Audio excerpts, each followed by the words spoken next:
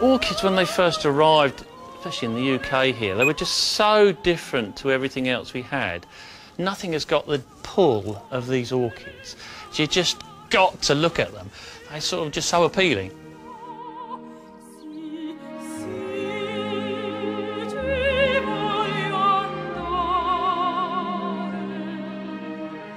I'm Jim Durrant. I'm nursery manager of McBean's Orchids, and I've been here 42 years. McBean's have exhibited at Chelsea for 100 years this year.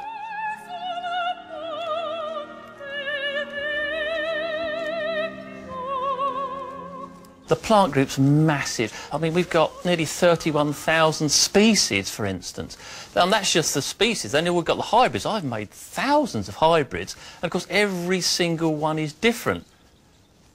They're really diverse because they've evolved for millions of years to attract usually a certain insect as the pollinator. I mean, sometimes it's a bird. Hummingbirds pollinate some orchids. So the flowers have evolved for that specific pollinator.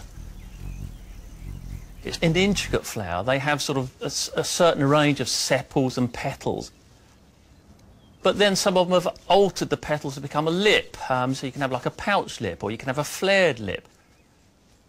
They all follow the same flower pattern, but of course they all look slightly different.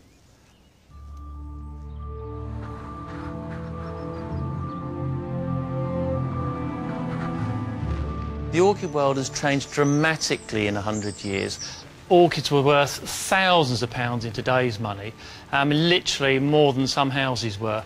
The only people that could really afford to own them was the sort of the lord and lady of the manor, the people with the big houses that had specialist orchid greenhouses.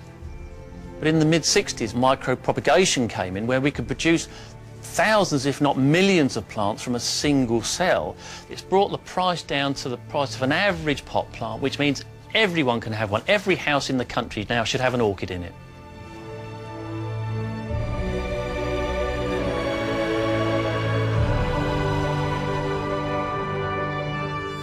I'm just exercising some meristems. Oh, what is it? It's Castle of May. How many are we going to get from there? I reckon about 2 to 3. Oh, excellent. OK, that should be Okay. right. Cool. Andy here is just doing some micropropagation on one of our miniature cymbidiums. He's just paring down all the leaves down to get to the cell that we can actually use for production. We take a single cell from the base of a new growth. It's like sort of paring down an onion down to this individual cell.